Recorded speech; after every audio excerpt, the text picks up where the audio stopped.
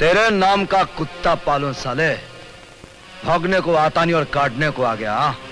एक दुबला पतला सांवले रंग का लड़का जिसने अपनी काबिलियत के दम पर बॉलीवुड में इतिहास रच दिया। तुमने मेरे बस्ते के अंदर शराब की बोतलें देखी थी, लेकिन मेरे अंदर की मजबूरी तुमने नहीं देखी थी।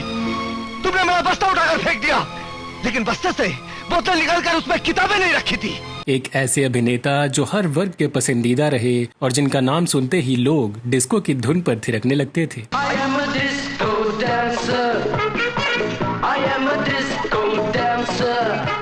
एक दमदार कलाकार जिन्हें अपनी पहली फिल्म के लिए नेशनल अवार्ड से नवाजा गया और जिसे बॉलीवुड का पहला डांसिंग स्टार कहा गया।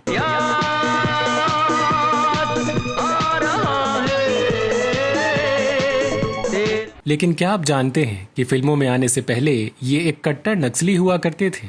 जिसमें हिम्मत है वो मौसम के सितम सहता है, पत्ते गिरते हैं मगर पेड़ खड़ा रहता है। क्या आपको पता है कि हिंदी फिल्मों के साथ साथ इन्होंने बंगाली, उड़िया, भोजपुरी, तेलुगु और पंजाबी फिल्मों में भी अभिनय किया और अपने दमदार अभिनय से दर्शकों से लेकर क्रिटिक्स तक सबको मंत्रमुग्ध कर दिया। ये देखा, अरे हमारा भाई का इतना बड़का मौका मिला था, चेहरा देखा पाकल पपीता की तरह लटक गई। और क्या आप यकीन करेंगे कि अपने संघर्ष के दिनों में ये इतने गरीब थे कि अच्छा खाना खाने के लिए बिना बुलाए ही पार्टियों में जाकर डांस करते थे।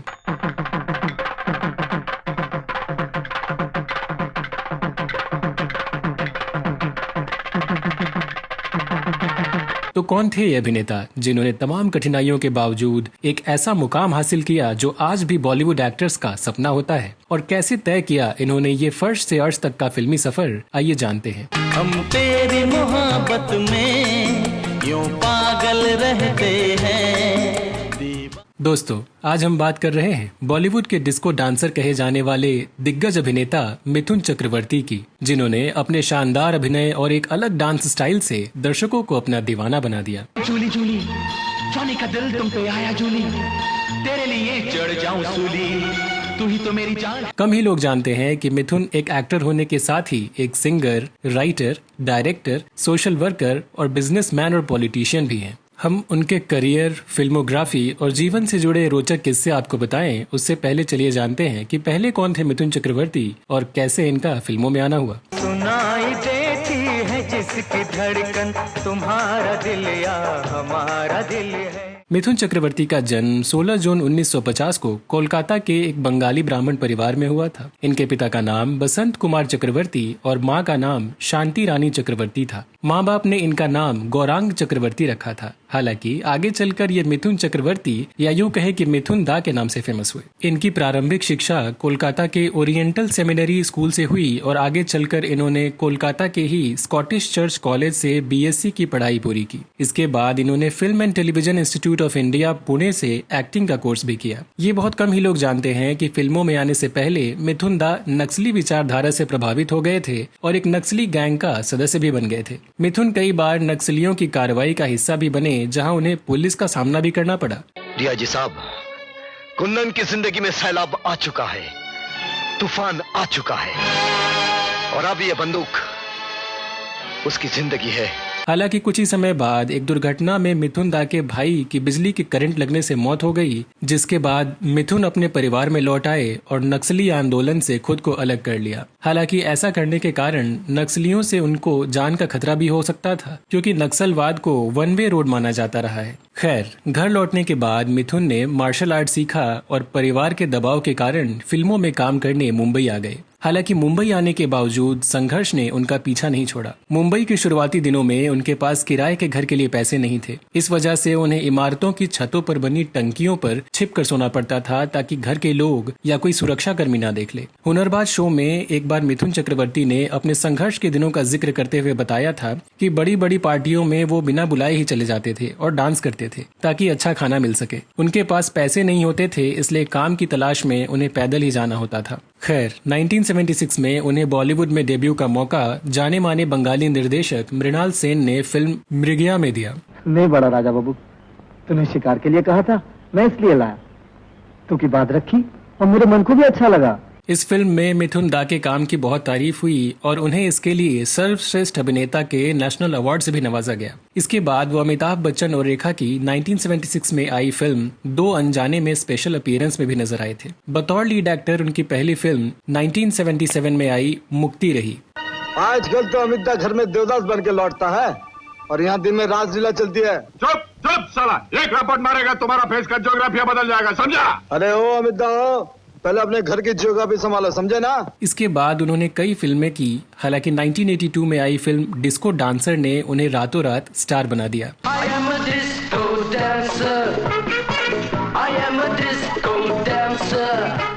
ये फिल्म अपने संगीत की वजह से एक बड़ी हिट हुई और आज भी पसंद की जाती है। 80 के दशक में मिथुन दा ने रोमांटिक और फैमिली ड्रामा वाली कई फिल्मों में काम किया, जिनमें 1983 में आई मुझे इंसाफ चाहिए, 1985 में आई प्यार झुकता नहीं, 1986 में आई स्वर्ग से सुंदर, 1988 में आई प्यार का मंदिर खास रही।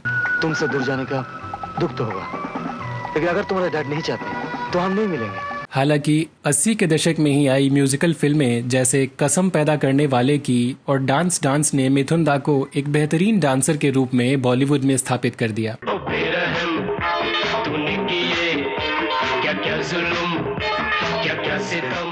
अस्सी के दशक की ही दूसरी फिल्में जैसे 1983 में आई वांटेड, 1984 में आई बॉक्सर और जागीर, 1986 में आई जाल, 1987 में आई वतन के रखवाले, 1988 में आई कमांडो और वक्त की आवाज, 1989 में आई गुरु और मुजरिम और 1990 में आई दुश्मन जैसी फिल्मों ने उन्हें एक जबरदस्त एक्शन हीरो की पहचान दिलाई। शिकारी जब शेर के पिंजरे में आता है तो तैयार होकर आता है और हंटर मार मार के शेर को कुत्ता बना देता है। एक्शन, ड्रामा, डांस और रोमांस, मिथुन चक्रवर्ती एक कंप्लीट हीरो पैकेज बन गए और उन्हें अमिताभ बच्चन के सबसे बड़े कॉम्पिटिटर के रूप में देखा जाने लगा। इसको रखो दोस्त, तुम्हारा 325 रुपया। दोस्त बोले तुम मेरे को, तुम्हारा अम्मा मेरे को बेटा बोले, अब मेरे को क्या भी नहीं होना, तुम्हारे को काम बोल। मिथुन दा की वर्सेटाइल एक्टिंग को न केवल दर्शक बल्कि क्रिटिक्स भी सराहने लगे। इन्हें दूसरी बार राष्ट्रीय फिल्म पुरस्कार 1992 में आई बंगाली फिल्म ताहोदर कथा के लिए मिला था। इस फिल्म का निर्देशन बुद्धदेव दास गुप्ता ने किया था और फिल्म सुपरहिट रही थी। स्वप्नगुलान शायर बांधा पिंपरार मतन আমার মাথার ভিতর লড়াছড়া করে। हालांकि बॉलीवुड में मिथुन दा ने एक खराब दौर भी देखा और 1993 से लेकर 1998 तक की इनकी 33 फिल्में फ्लॉप हो गईं। इस दौरान मिथुन दा ने मुख्य धारा की हिंदी फिल्मों में काम करना कम कर दिया और कम बजट की फिल्मों में अभिनय करने लगे। ये फिल्में मुख्य रूप से मध्य प्रदेश, उत्तर प्रदेश और बिहार और झारखंड के दर्शकों के लिए बनाई जाती रहीं, जहां मिथुन दा के प्रशंसक सबसे ज्यादा होने का अनुमान लगाया जाता था।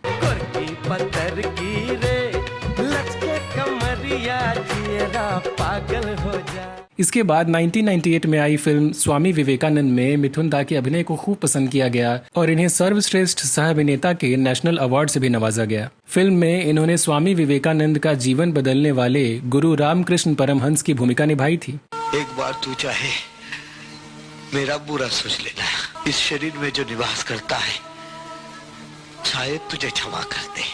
इसके बाद 2005 में आई फिल्म ऐलान के साथ एक बार फिर मेन स्ट्रीम फिल्मों में मिथुन दा की वापसी हुई। फिल्म सुपरहिट रही और इसमें मिथुन दा के रोल को भी खूब पसंद किया गया। 2000 करोड़ का मालिक हो या सड़क पर भौंकने वाला कुत्ता, मरने से पहले दोनों की आंखों में खौफ एक सा ही नजर आता है। 2005 में ही आई lucky, no time for love और कल्पना लाजमी डायरेक्टेड फिल्म चिंगारी में भी इनके अभिनय की खूब प्रशंसा हुई। जब तक आदमी लापता है तब तक जिंदा है, और अगर आपको यह सुनकर आपकी चिंता जरा सी दूर हो जाए तो आपको बता दूं कि आपकी बेटी की साइकिल का पता चल गया है। 2007 में आई मणिरत्नम की सुपरहिट फिल्म गुरु के लिए क्रिटिक्स ने उन्हें खूब सराहा।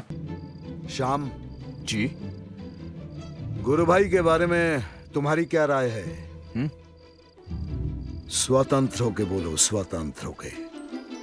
2008 में मिथुन दा की my name is Anthony Gonsalves, Don Muthuswamy, C company और हीरोज रिलीज हुई, जिनमें हीरोज ने बॉक्स ऑफिस पर अच्छा प्रदर्शन किया और डॉन मुथुस्वामी में मिथुन दा की कॉमेडी को खूब पसंद किया गया। मैं नहीं रे, खुद नौकरी छोड़ के गई। क्यों? क्योंकि प्रधान से शादी करेगी। ये प्रधान कौन जी? ये प्रधान का बेटा जी। इसके बाद 2009 में आई चांदनी चौक टू चाइना और लक, 2010 में आई वीर और गोलमाल 3, 2011 में आई फालतू, 2012 में आई हाउसफुल 2, ओ माई गॉड और खिलाड़ी 786, 2013 में आई रॉकी और बॉस, 2014 में आई किक और एंटरटेनमेंट, 2015 में आई हवाईजादा, 2019 में आई द ताशकंद फाइल्स और 2022 में आई द कश्मीर फाइल्स में मिथुन दा के रोल की सबसे ज्यादा सराहना हुई।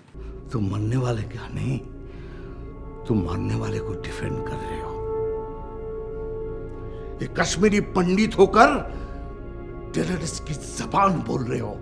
फिल्मों के साथ साथ मिथुन दा टीवी रियलिटी शोज में भी बिजी रहे और हमेशा सक्रिय रहे। उन्होंने डांस बांग्ला डांस सफलतापूर्वक संचालित करने के बाद जी टीवी पर डांस इंडिया डांस कार्यक्रम का निर्माण किया, जो कि खूब पसंद किया गया। जो मैंने देखा, जिस अंदाज से आपने इसी डिस्को डांसर को पेश किया, I have no words for it, really I have no words, it's something terrific. Mithun da की पर्सनल लाइफ की बात करें तो अपने करियर के शुरुआती दिनों में ही उन्हें एक शादीशुदा एक्ट्रेस से प्यार हो गया। ये एक्ट्रेस कोई और नहीं बल्कि योगिता बाली थी। योगिता जब मिथुन के करीब आई तो उस समय वो किशोर कुमार की तीसरी पत्नी थी, लेकिन शादीशुदा होने के बावजूद योगिता मिथुन पर दिल हार बैठी थी। फिर क्या था, शादी के 2 साल बाद ही योगिता ने किशोर कुमार से तलाक ले लिया और मिथुन संग शादी रचा ली। योगिता के इस फैसले के बाद किशोर कुमार और मिथुन के बीच तकरार शुरू हो गया। किशोर कुमार ने उसके बाद मिथुन के लिए कोई गाना नहीं गाया, लेकिन मिथुन ने कभी भी योगिता का साथ नहीं छोड़ा। आगे चलकर योगिता और मिथुन के 4 बच्चे हुए, जिनमें 3 बेटे मिमोह, नवाशी और उसमें और उनकी गोद ली हुई बेटी दिशानी शामिल हैं। मिथुन चक्रवर्ती एक्टिंग के अलावा बिजनेस, होस्ट के तौर पर शोज और ब्रांड एंडोर्समेंट से भी अच्छी खासी कमाई करते हैं और इनका नेटवर्थ करीब 300 करोड़ रुपए है। ऊटी और मसूरी समेत कई जगहों पर इनके होटल्स हैं। मिथुन दा के पास मुंबई के अलावा ऊटी में भी एक शानदार बंगला है। उन्हें कुत्तों से सबसे ज्यादा प्यार है और